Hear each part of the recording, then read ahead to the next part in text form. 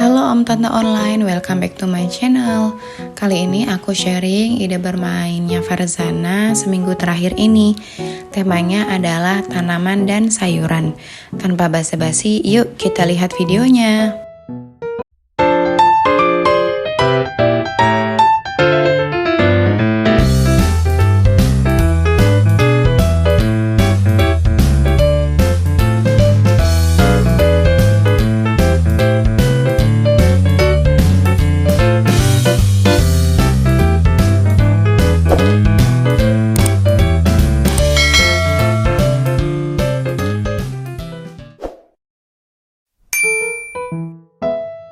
Untuk praktikal life skill, aku minta Mbak Nana untuk membantu menyiangi kangkung.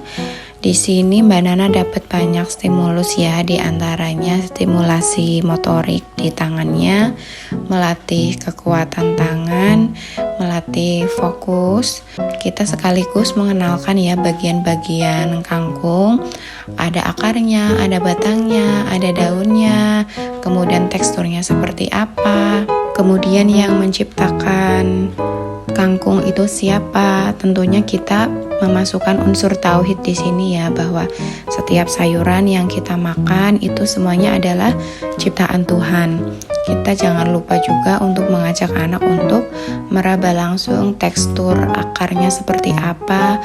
Dibedakan kalau tekstur daunnya itu seperti ini, batangnya seperti ini, sementara akarnya seperti ini ya Mams. Untuk dapat sensori di tangannya juga. Dengan praktikal life skill yang melibatkan anak di setiap aktivitas orang tua, semoga nanti anak terbiasa ya untuk membantu orang tua tanpa diminta nantinya.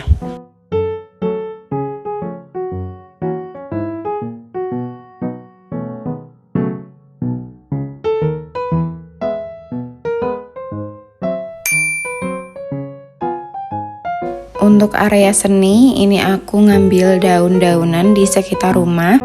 Lalu anak diajak untuk mengamati bentuk daun, sekaligus meraba ya tekstur masing-masing daun itu seperti apa. Ada yang halus, ada yang kasar. Jadi semakin banyak variasi bentuk dan juga tekstur daun itu semakin bagus ya Bun. Ini aku pakai pewarna makanan, dikasih air sedikit. Kemudian pakai sikat gigi yang udah nggak dipakai ya, lalu digosok-gosokkan ke sisir. Aktivitasnya terlihat sederhana ya Bun, tapi ini cukup untuk membuat anak betah berlama-lama menggosokkan sikat gigi ke sisir, karena ini cukup menyenangkan ya buat Farzana. Secara nggak langsung, fokusnya Farzana pun juga terlatih ya di sini.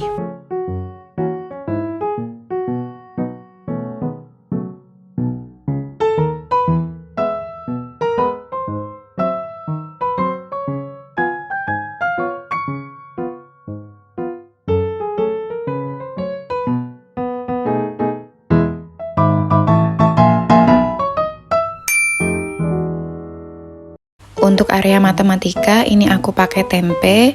Jadi tujuanku ini untuk mengenalkan konsep 1,5 ke Farzana. Jadi di sini aku instruksikan Farzana untuk motong tempe sesuai dengan garis yang udah aku bikin, untuk mengenalkan konsep setengah itu sendiri. Setelah tempe terpotong jadi 2, kita bikin lagi garis dan Farzana potong lagi tempenya jadi 2 bagian. Ini nggak akan langsung anak itu ngerti ya konsep setengah, memang harus terus kita lakukan aktivitas berulang secara konsisten. Medianya juga bisa variasi ya, pakai sayur yang lain, karena ini aku temanya sayur. Aku pilih yang memang mudah untuk dipotong, teksturnya juga nggak terlalu kasar. Bisa juga pakai tahu, bisa juga pakai sayur-sayuran yang lunak ya Bun.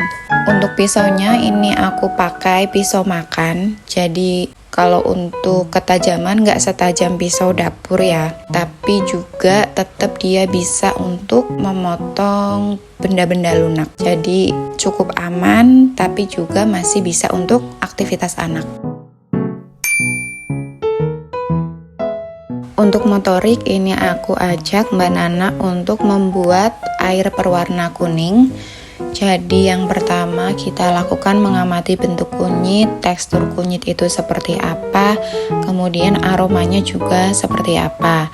Lalu Farzana memarut kunyit, nggak apa-apa pelan-pelan aja bun, karena memang anak-anak itu biasanya belum terlalu kuat ya otot-ototnya untuk memarut, apalagi kunyit ini agak cukup keras ya. Dan untuk parutanku ini kebetulan parutan keju, jadi cukup kecil untuk memarut kunyit yang agak keras. Mungkin minggu depan kalau ada aktivitas memarut aku pakai parutan yang lebih besar supaya nanti pegangannya Farzana untuk tumpuan juga lebih kuat ya. Banyak banget stimulasi yang didapat kalau anak melakukan aktivitas ini, dari mulai dia memarut, kemudian menambahkan air, mengaduk, lalu menyaring, memeras kunyit, lalu memasukkannya ke dalam botol ya bun. Di antaranya melatih koordinasi mata tangan, motorik halus dan motorik kasar, melatih kekuatan otot jari, sehingga nanti ketika masuk usia sekolah, waktunya anak memegang alat tulis itu jari tidak mudah capek ya bun. Ada juga di sini sains ya, sedikit-sedikit ketika air yang bening tidak berwarna dimasukkan ke dalam parutan kunyit, air berubah menjadi warna kuning. Di sini anak jadi paham ya bahwa kunyit itu salah satu bahan pewarna alami yang bisa memberikan warna kuning kepada benda apapun. Bahkan jari kita juga bisa menjadi warna kuning setelah memegang kunyit. Kita juga observasi ya bun, ketika misalnya kita mengajak anak untuk memarut dan ternyata anak itu masih belum mau karena memang mungkin terlalu sulit ya level memarut untuk anak, kita bisa ganti dengan menumbuk. Jadi kita sediakan cobek untuk anak menumbuk kunyit. Itu levelnya lebih mudah ya dibanding memarut.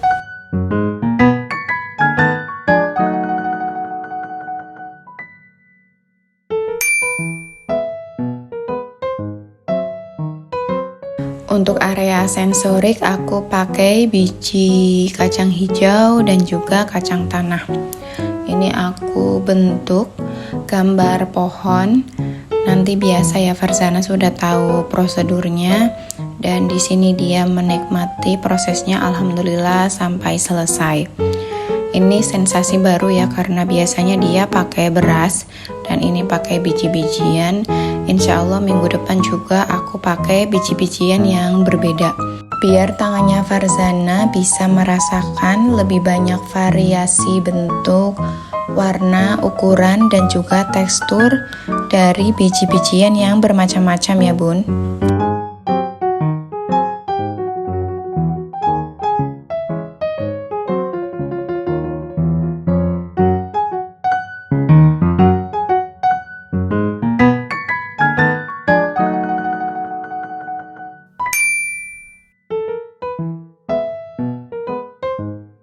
Di area sosial emosional ini aku ajak Farzana untuk menggunting rumput di halaman depan rumah. Digunting karena memang rumputnya itu keras-keras ya bun. Saya aja tuh sampai susah gitu untuk mencabuti rumputnya. Jadi aku putuskan untuk ngajak menggunting saja. Minimal anak itu tahu kalau rumput di halaman rumah itu dirapikan, itu halaman rumah jadi lebih bersih dan lebih rapi.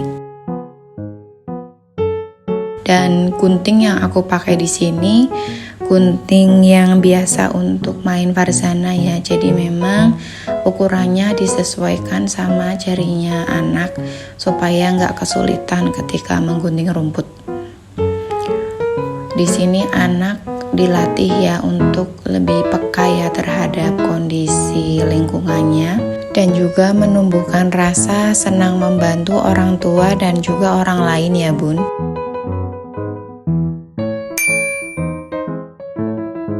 Di area kognitif ini aku gambar pohon ya bun di kardus bekas susu. pohonnya itu ada polanya sendiri-sendiri ya. Jadi pola ranting atau cabang pohonnya itu berbeda. Nanti Farzana diinstruksikan untuk mencocokkan pola batang pohon atau ranting yang sama. Nanti untuk gambar atau tingkat kesulitannya bisa disesuaikan ya dengan masing-masing anak.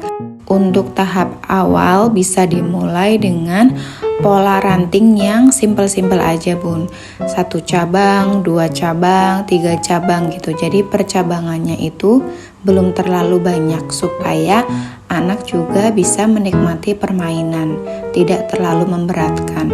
Karena ketika polanya itu terlalu rumit bagi anak, otomatis akan memberatkan, anak itu tidak akan mau main ya bun. Jadi anak itu akan semangat bermain ketika level atau tingkat kesulitannya itu sesuai ya sama anak. Kalau terlalu mudah juga anak itu akan cepat bosan dan tidak mau bermain lagi. Jadi kita observasi aja, disesuaikan dengan tingkat kemampuan anak ya bun.